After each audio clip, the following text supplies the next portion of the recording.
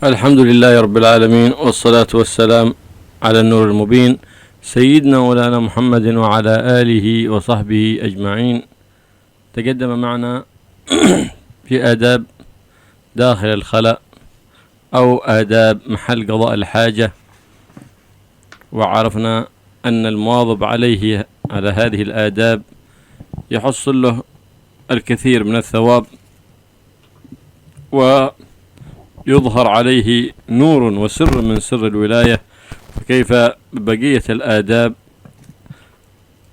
نسأل الله أن يوفقنا وإياكم للعمل بالسنة وسلوك طريق الآداب. ومما ينبغي لقاضي الحاجة أن يعتمد على يساره إذا أراد قضاء الحاجة، فإنه يسهل عليه خروج الخارج.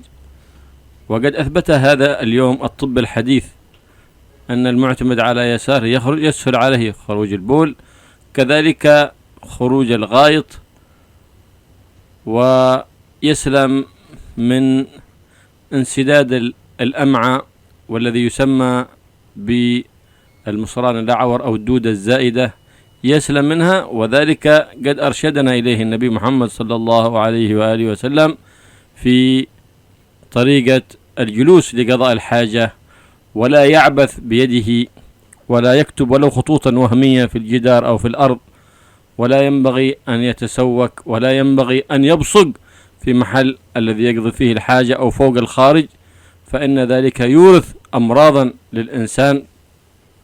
وينبغي أن ينظر إلى الخارج إلا لحاجة أو ضرورة. Segala puji bagi Allah Subhanahu wa Ta'ala, salawat serta salam kepada cahaya yang terang benderang Nabi kita Nabi Muhammad Sallallahu Alaihi Wasallam beserta para sahabatnya dan seluruh keluarganya beliau yang mulia. Sudah berlalu kepada kita pembahasan tentang adab daripada orang yang masuk kamar mandi. Kemudian termasuk daripada adab masuk kamar mandi adalah bertumpu kepada kaki kirinya ketika buang hajat. Termasuk ini adalah amalan yang sangat besar pahalanya, dan barang siapa mengamalkan daripada adab-adab masuk kamar mandi, maka akan nampak bagi dia cahaya dari Allah Subhanahu wa Ta'ala. Disunahkan bagi orang yang membuang hajatnya untuk bersandar, bertumpu dengan kaki kirinya. Kemudian ini juga menggampangkan daripada keluarnya kencing, menggampangkan daripada keluarnya kotoran, dan juga menghindarkan manusia daripada penyakit-penyakit yang mengerikan yang mana berhubungan dengan badan kita. Barang siapa yang mana dia membuang hajatnya bertumpu dengan kaki kiri, mengikuti sunnah Nabi Muhammad SAW, maka akan selamat daripada penyakit-penyakit yang mengerikan. Wa yukrahu liqadhi al-haja an yaqdi hajatahu idha kana fi sahra أو في مكان خال أن يستقبل القبلة أو يستدبرها من غير حائل حرام، أو مع الحائل بالكراهة، إلا في المكان المعد. إذا كان معد لقضاء الحاجة لا كراهة، وكنه خلاف الأولى، وقيل لا خلاف أولى. لهذا ينبغي أن يؤسس الإنسان الحمام أو المرحاض الذي يضعه في كمرمندي يضعه إلى غير جهة القبلة، لا يستقبل به ولا يستدبر به القبلة، بل يجعله إلى الجنوب أو إلى الشمال. أما يتوجه إلى جنوب أو يتوجه إلى شمال، ولا يجعله إلى شرق أو إلى غرب في البلاد التي هي شرق بيت الله الحرام، شرق مكة. وإذا كان في غير جهة هذه الجهات الشرقية فإنه يراقب الجهة التي هو فيها، فلا يجعله مستقبلا للقبلة ولا مستدبرا من حيث تأسيس المراحيض. وهكذا كان السلف الصالح عندما يبنون بيوتهم ويؤسسون مراحيضهم. Dan hendaknya orang yang sedang qada'ul hajah tidak main-main dengan tangannya, dan jangan bersiwak ketika dalam keadaan qada'ul hajah. Kemudian dimakruhkan bagi orang yang sedang qada'ul hajah menghadap ke kiblat. Makruh menghadap ke kiblat jika dia berada di tanah lapang dan memakai penghalang, yang mana penghalang ini tingginya 2/3 ziro dan jarak antara dia dan penghalangnya 3 ziro. Dan bisa haram menghadap kiblat ketika dia di tanah lapang kalau dia qada'ul hajah dengan tanpa menaruh penghalang ada di depannya, kecuali di tempat yang sudah disiapkan untuk buang air. Misalkan WC atau yang lainnya sudah dipersiapkan memang untuk qada'ul hajah. Ini kamar mandi atau WC yang sudah disiapkan untuk qada'ul hajah, di situ tidak dimakruhkan, akan tetapi hukumnya khilaful aula. Sebagian mengatakan lagi tidak khilaful aula. Kemudian hendaknya bagi kita semua ketika membuat WC janganlah menghadapkan tempat untuk qada'ul hajat itu ke kiblat. Jangan sampai kita menghadapkan tempat qada'ul hajat itu ke kiblat. Hendaknya seperti itu lebih bagus. Kalau kita misalkan mau membangun daripada WC, tempat untuk qada'ul hajah jangan sampai dihadapkan ke kiblat. Begitulah yang diamalkan oleh para salaf-salaf kita yang soleh. كذلك من آداب قضاء الحاجة قال ولا يبول في ماء راكد وقليل جار. يكره كذلك البول في ماء راكد وقليل جار، بل قال في المجموع الإمام النووي أنه يحرم لأنه ينجسه، والكراهة إنما هي في مملوك له. أما إذا كان في ملك الغير أو مسبل فهذا حرام، يبول في ماء المعهد أو بركة المسجد، هذا حرام ما يجوز. فيكره قضاء الحاجة ليلا في الماء الراكد مطلقا، كما يكره كذلك الغسل ليلا، لأنه كما قيل أنه مأوى الجن، فلهذا يتحذر من ذلك حتى لا يصيبه شيء، ولهذا كره الشارع ذلك اتقاء لهذا المحذور. Kemudian dimakruhkan untuk buang air kecil di dalam air yang menggenang atau di dalam air yang sedikit yang mengalir. Itu hukumnya makruh jika airnya milik sendiri. Akan tetapi kalau itu air milik orang lain, misalkan airnya masjid, airnya pondok, kemudian dia kencing, itu air dikencingi, air yang menggenang tadi, maka hukumnya haram. Kemudian Imam Nawawi di dalam majmu'nya mengatakan bahwasannya kencing ada di air yang menggenang atau air yang sedikit yang mengalir itu adalah haram. Dan juga dimakruhkan mandi ada di malam hari, karena kamar mandi adalah tempat istirahatnya jin. نعم، كذلك يكره لقاضي الحاجة البول في وقضاء الحاجة في الجحر سواء كان مستديرا أو مستطيلا، كله الثقب هذا يكره البول، لعل فيه حيوان صغير فتؤذيه أو كبير فيؤذيك. وكذلك لما قيل أن الجحر مأوى الجن فتتسبب في إيذاء نفسك، فينبغي أن يتجنب ذلك. نعم، قد يقول القائل هناك المرحاض، هناك مثل الثقب هذا، نقول نعم هذا في غير المعد. Kemudian dimakruhkan juga kencing atau buang hajat ada di lobang. Dimakruhkan karena dikatakan lobang ini adalah tempat daripada jin, atau mungkin saja di dalam lobang itu ada hewan yang kecil, maka kamu bisa mengganggu itu hewan. Atau mungkin di dalam lobang itu ada hewan yang buas, maka kamu yang akan diganggu sama hewan itu. Terus bagaimana? Kita di WC itu kalau mau buang hajat tempatnya kan berlobang. Di situ ada lobangnya. Oh iya, ini di selain tempat yang sudah disiapkan. Kalau tempat yang sudah disiapkan seperti WC tidak masalah. نعم كذلك ينبغي له أن لا يكره أن في مهب الريح، لأنه إذا بال أو قضى حاجة في مهب الريح تعود الريح بالنجاسة إلى ثوبه وبدنه، فلهذا يكره ذلك. كما يكره كذلك البول أو قضاء الحاجة في ظل مقصود. ظل مقصود أي أن الناس يقصدون إليه للاستظلال من الشمس.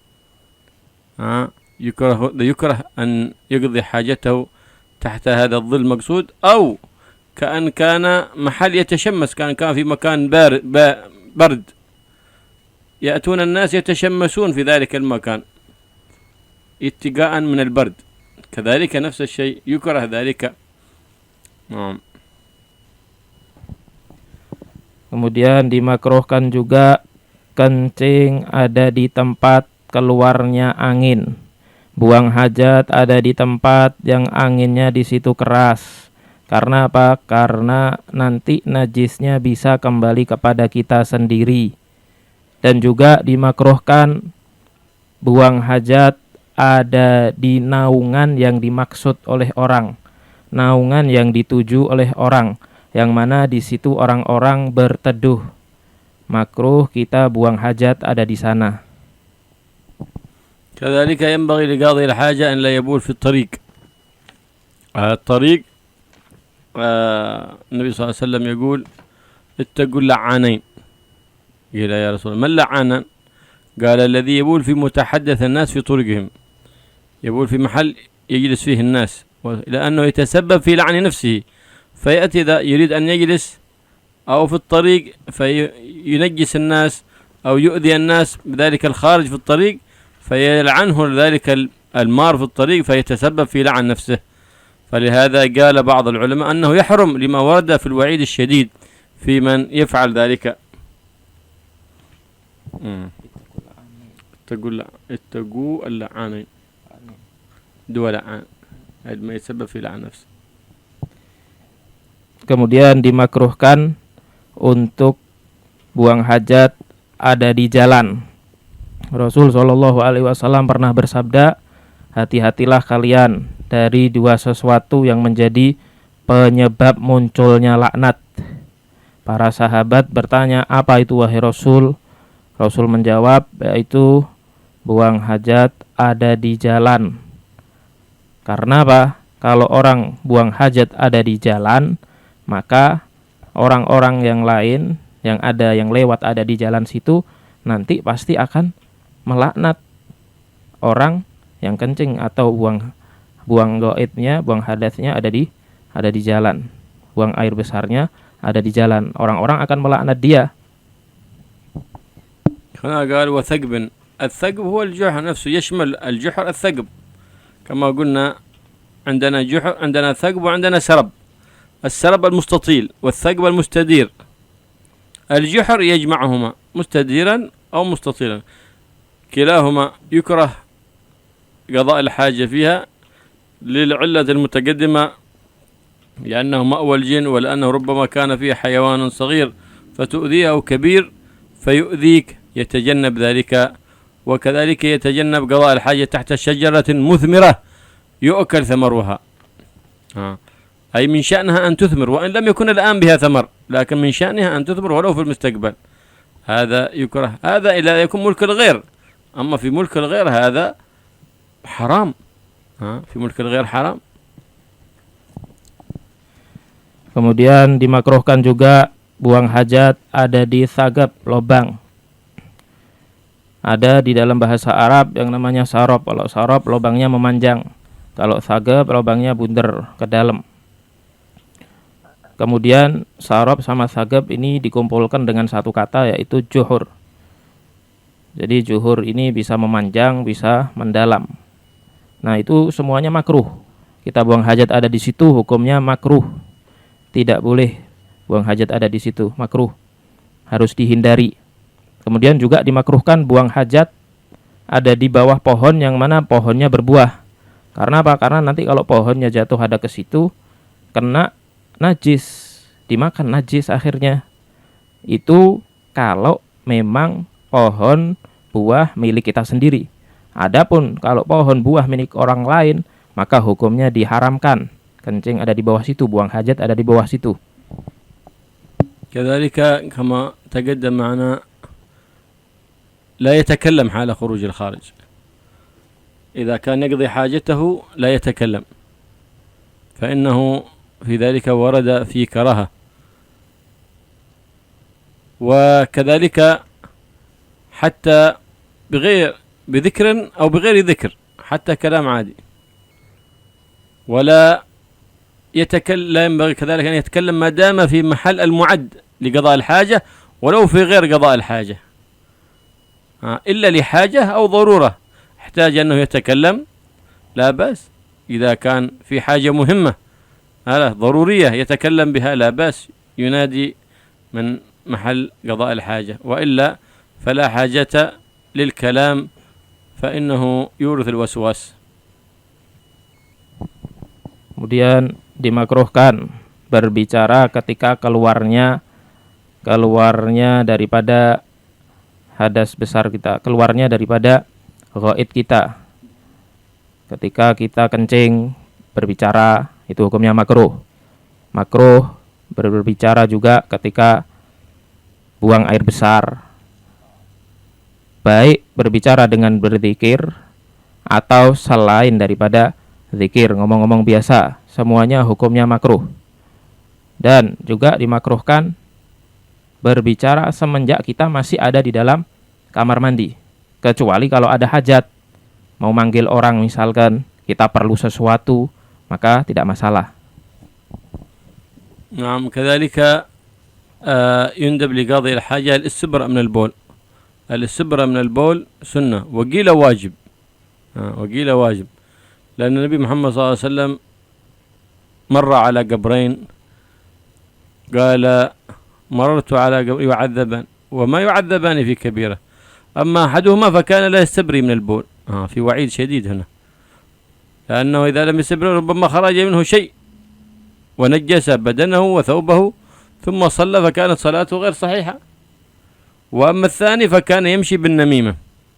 وفي الحديث الثاني عنه صلى الله عليه وآله وسلم تنزهوا من البول فإن عامة عذاب القبر منه.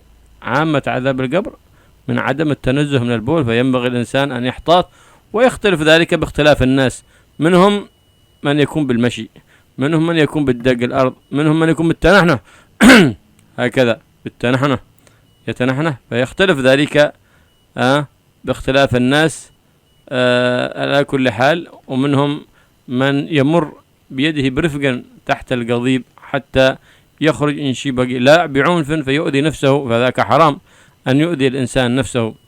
على كل حال الاستبراء يختلف باختلاف الناس، بعضهم يحصل الاستبراء بالمشي، بعضهم بالتنحنح، بعضهم بغير ذلك. على كل حال يعمل الاستبراء الذي يناسب كل شخص. Kemudian disunahkan setelah selesai daripada kencing untuk istibra. Jadi disunahkan istibra setelah selesai daripada kencing. Ada pendapat lain mengatakan istibra ini hukumnya wajib. Karena apa? Karena kalau orang tidak istibra, itu nanti najisnya masih ada, masih tersisa. Jadi kalau masih ada sisa najis, kita sholatnya tidak sah. Kemudian Rasul Shallallahu Alaihi Wasallam pernah mengatakan, beliau pada suatu hari lewat ada di kuburan, 2 kuburan. Di situ kedua kuburan di dalamnya dua-duanya orangnya diadab sama Allah Subhanahu wa taala.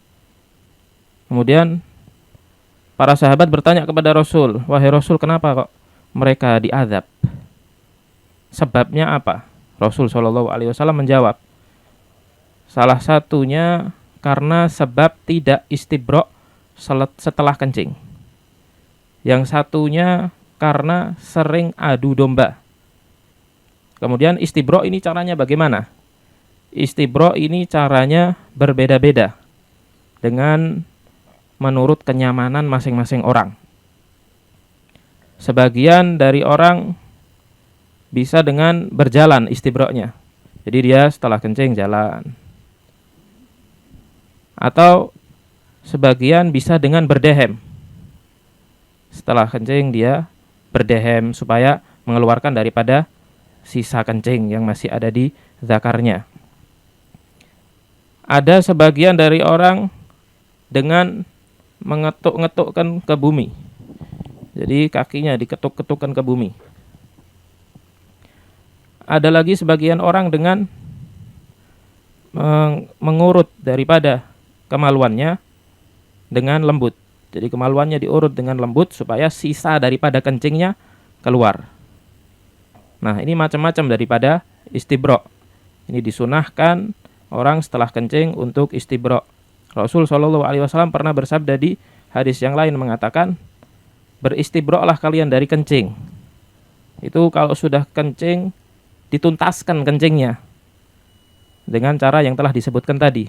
Karena apa? Rasul mengatakan, karena sesungguhnya banyak daripada orang-orang di kuburan diazab karena sebab tidak istibro setelah kencing. كذلك يندب عند دخوله لمحل قضاء الحاجة يقول قبل أن يدخل يقول بسم الله اللهم إني أعوذ بك من الخبث والخبائث. الخبث جمع خبيث وهم ذكور الشياطين، والخبائث جمع خبيثة وهن إناث الشياطين. يتعوذ بالله من قبل أن يقدم رجله اليسرى، ثم بعد ذلك يقدم رجله اليسرى ويدخل، أي قبل دخوله الباب. فإن ذاك دخول الرجل اليسرى يندب سواء لقضاء الحاجة، حتى لو بتغسل يدك في الحمام سنة أن تدخل وتأتي بالرجل وتأتي بهذا الدعاء، سواء لقضاء الحاجة هذا في المحل المعد أو لغيره، حتى لو أراد يقدم رجله اليسرى، حتى لو أراد أخذ نحو دلو من الحمام يقدم رجله اليسرى ويأتي بهذا الدعاء. Kemudian disunahkan sebelum kita masuk ke kamar mandi untuk membaca doa Bismillah Allahumma inni a'udzubika minal khubthi wal khaba'ith, dengan menyebut nama Allah, ya Allah sesungguhnya aku menjauh dari kamu daripada khubuth, itu setan laki. Kalau khaba'is itu yang perempuan, setan perempuan. Ya Allah aku menjauh dari kamu daripada setan yang laki dan yang perempuan. Kemudian disunahkan mendahulukan kaki kiri kalau mau masuk kamar mandi. Kaki kiri yang didahulukan. Walaupun kita masuknya tidak mau qada'ul hajah, tidak mau buang air besar, tidak mau kencing. Kita masuk kamar mandi cuma untuk cuci tangan. Disunahkan tetap mendahulukan kaki kiri. وعند خروجه يأتي بهذا الدعاء وهو غفرانك غفرانك غفرانك، أي اللهم إني أسألك غفرانك غفرانك غفرانك غفرانك، الحمد لله الذي أذهب عني الأذى وعافاني، لأن الله سبحانه وتعالى يسر لك هذا النعمة الأكل ثم يسر لك خروج هذا الأذى من بطنك. الحمد لله الذي أذهب عني الأذى وعافاني، الحمد لله الذي أذهب عني ما يؤذيني وأبقى علي ما ينفعني، الحمد لله الذي أذاقني لذته وأبقى علي قوته وأذهب عني أذاه. هذا يأتي به بعد خروج من المحل المعد لقضاء الحاجة أو المحل الذي قضاء الحاجة فيه. بعد خروجه يأتي بهذا الدعاء بعد أن يخرج قدميه معا من ذلك المحل، يخرج باليسرى، ودخولا الدخول باليسرى والخروج باليمنى. الحمد الحمد لله الذي عني ما يؤذيني وأبقى علي ما ينفعني. الحمد لله الذي أذهب عني ما يؤذيني. هذا ما يؤذيني وأبقى علي ما ينفعني. الحمد لله الذي أذاقني لذته وأبقى علي قوته وأذهب عني أذاه.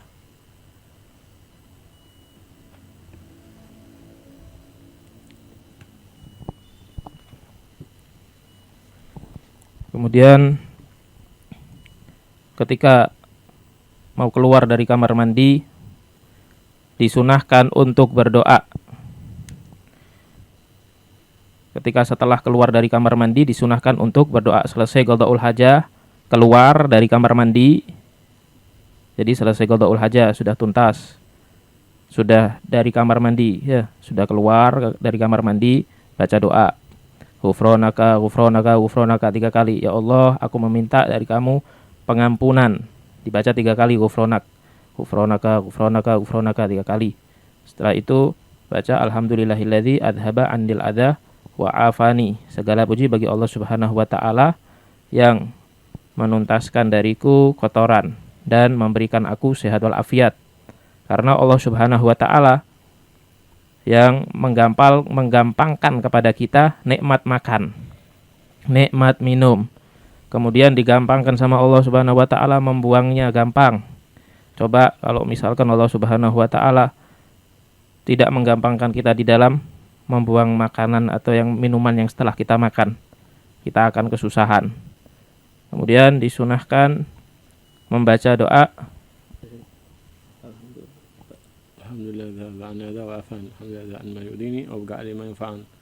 Alhamdulillahilladzi adhaba anni ma yu'dhini wa abqa alayya ma yanfa'uni. Kemudian setelah itu membaca alhamdulillahilladzi adzaqani ladzatah wa abqa alayya quwwatah wa adhaba anni adzah.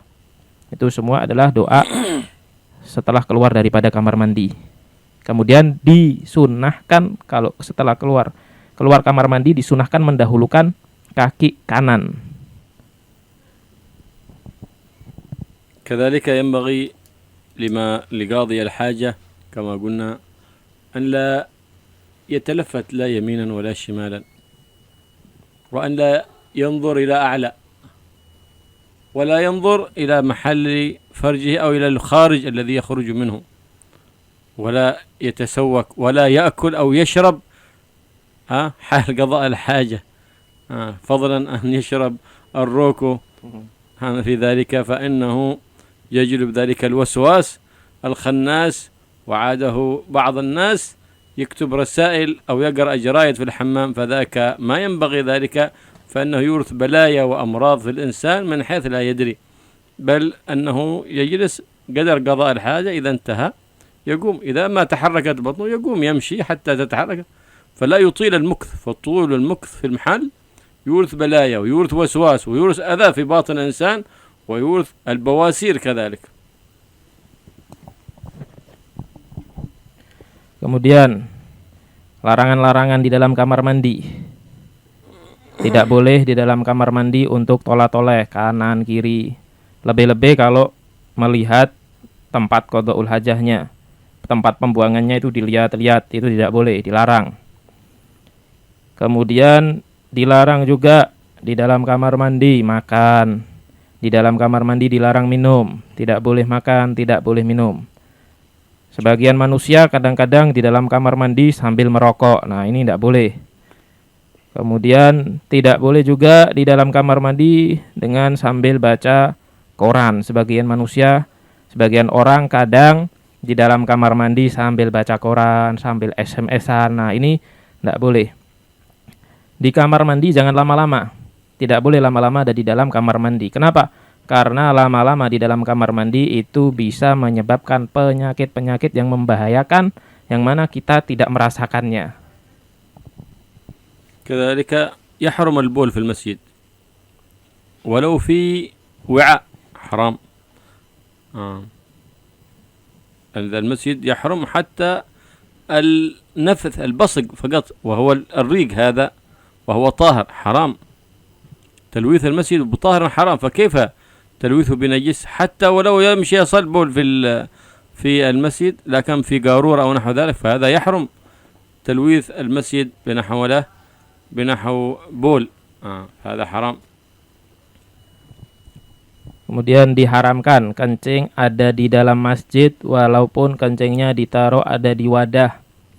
Diharamkan juga meludah ada di dalam masjid, karena kita diperintahkan untuk supaya masjid kita bersih, tidak boleh dikotori, haram. Masjid harus dihormati, tidak boleh kencing ada di dalam situ, tidak boleh juga buang ludah ada di dalam masjid. ويحرم البول عند جدار المسجد حتى من خارج، فيبول في جدار المسجد من خارج المسجد، هذا حرام. ويكره البول عند القبور، أما فوق القبر حرام البول، كما الآن من أراد البول دخلها في محل القبور وبالها، هذا مكروه. أما فوق القبر حرام. وتشتد الكراهة إذا كان قريب هناك من مقبرة فيها أحد من الأولياء والصالحين، تشتد الكراهة الشديدة. Dan diharamkan mengencingi temboknya masjid walaupun dari luar. Diharamkan mengencingi temboknya masjid walaupun dari luar masjid. Kemudian dimakruhkan kencing ada di kuburan. Kencing ada di kuburan. Jadi kalau misalkan dia mau kencing, masuk ke kuburan, kemudian kencing ada di kuburan situ, hukumnya makruh. Haram kalau kencing ada di atas kuburan. Jadi kuburannya orang, di situ di dalam kuburannya ada orang, dia kencing ada di atas itu, hukumnya haram. Kemudian kemakruhannya bisa menjadi lebih sangat makruh kalau misalkan di kuburan itu ada sebagian daripada aulia, wali-wali Allah Subhanahu wa taala. نعم. كذلك كما قلنا في محل بين المزارع ما في زراعة، يكره محل قضاء الحاجة هناك في ذاك البياض الذي بين المزارع، لما قيل أنه مأوى الجن. كذلك يكره قضاء الحاجة أو البول قائما إلا لحاجة أو ضرورة. Kemudian dimakruhkan kencing atau buang hajat di antara tanah kosong. Tanah kosong yang di antara tempat tanaman-tanaman. Jadi misalkan ada sawah, ini sawahnya ada tanamannya banyak, kemudian di situ ada tanah kosong, pinggirnya lagi ada tanamannya.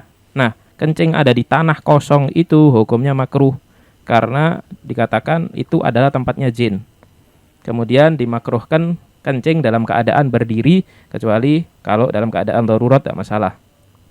فإذا عطس وهو في محل قضاء الحاجة فلا يحمد الله بلسانه في محل قضاء الحاجة لأنه محل مستقذر، بل يحمد الله سبحانه وتعالى في قلبه. كما كذلك لو سمع الأذان وهو في الحمام ما يجيب المؤذن، فلو أجاب بقلبه فلا بأس، فإنه يثاب على استحضار ذلك الذكر في قلبه، وإن كان لا يثاب ثواب الذكر اللسان. كذلك كل محل في حال استقذاره، كما لو نسي ذكر عند الجماع وهو قد في الجماع لا يتلفظ به، يقول اللهم جنبنا الشيطان وجنب الشيطان ما رزقتنا، لا، يقول بقلبه، يستحضر هذا الذكر بقلبه. وهكذا إذا نسي الذكر وكان في مكان مستقذر لا يتلفظ به، بل بيأتي به ويستحضره بقلبه ولا يتلفظ به بلسانه تعظيما لاسم الله سبحانه وتعالى. Kemudian bagaimana kalau kita bersin ada di kamar mandi? Ketika kita dalam kamar mandi kita bersin, dikatakan tidak boleh membaca alhamdulillah dengan lisan. Tidak boleh membaca alhamdulillah dengan lisan. Baca di hati saja. Kalau kita baca di hati, kita juga nanti dapat pahala zikir hati. Kemudian bagaimana kalau pas kita di dalam kamar mandi dengar orang lagi adzan? Jangan dijawab dengan lisan. Jawab dengan hati. Kemudian semua tempat yang kotor, di situ janganlah kita berzikir dengan lisan kita. Misalkan ketika lagi berhubungan suami istri, belum baca doa, dia lupa. Tengah-tengah hubungan suami istri dia ingat, maka bacalah doanya itu ada di hati. Allahumma jannibni syaiton wa jannibis syaiton ma razaqtana, baca di hati saja, jangan di lisan. Baik, Nabi ya musamal kiram rahimakumullah dimanapun Anda berada. Alhamdulillah Nabi, baru saja kita telah mendengar kajian kitab Mukhtasar Latif yang telah disampaikan oleh beliau Alhamdulillah bin Abdurrahman Al-Muhdar. Dan karena Nabi, kita coba untuk membuka ada pertanyaan yang sudah masuk pada sore hari ini. Ada pertanyaan dari hamba Allah di kawasan Menorjo. Habib, bagaimana hukumnya membaca niat wudhu yang dimana di niat wudhu tersebut ada lafaz Allah ketika ada di kamar mandi?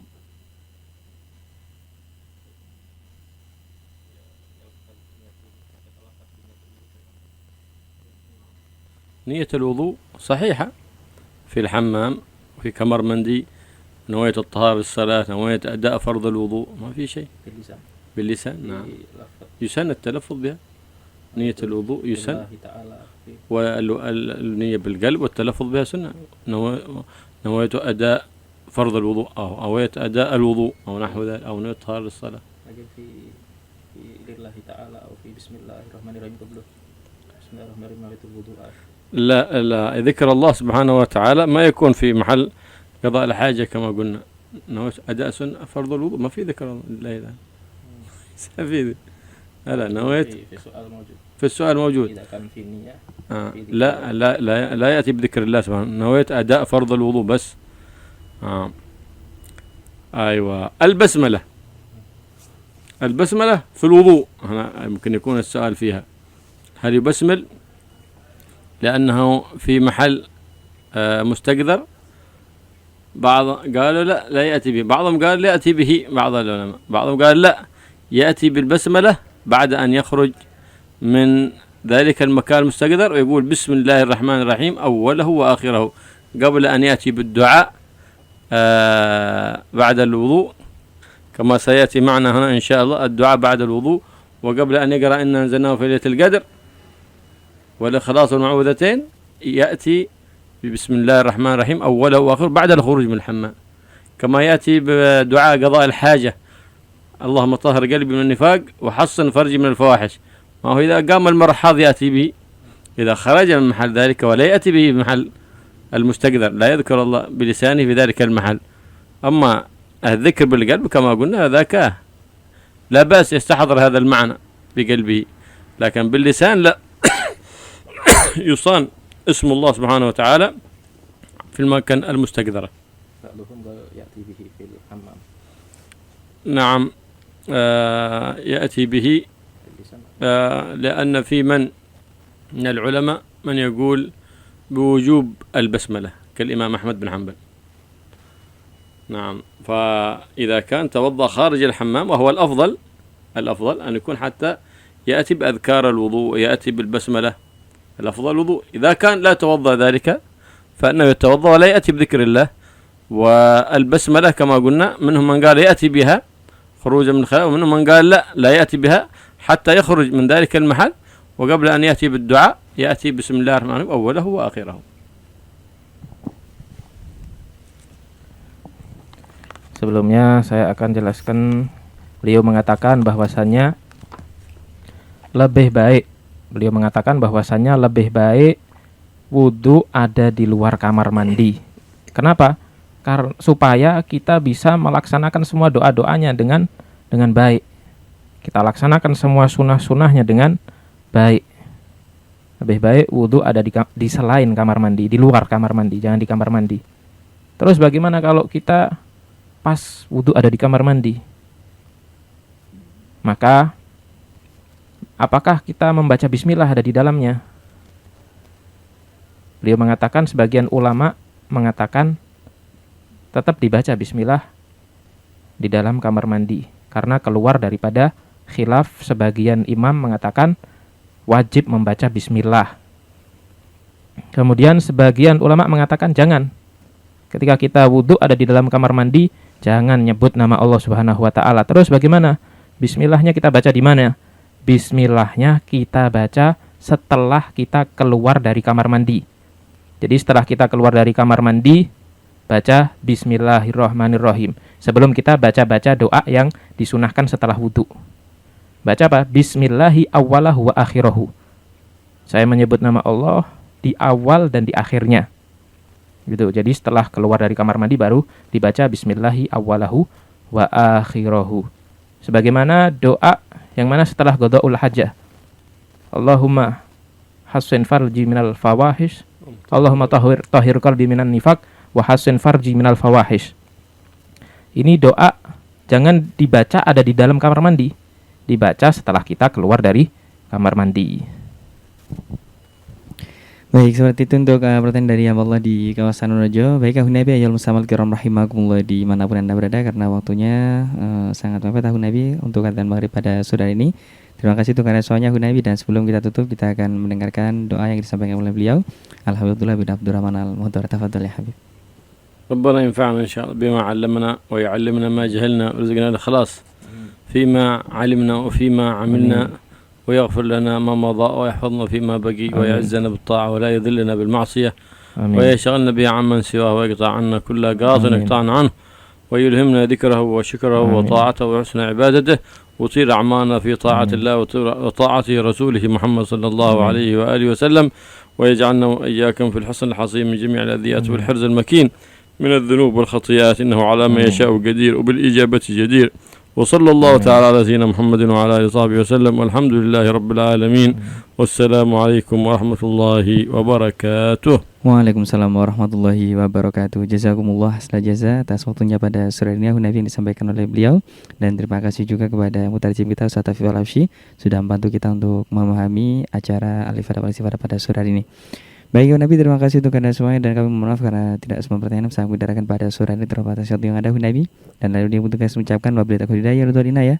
Assalamualaikum warahmatullahi wabarakatuh.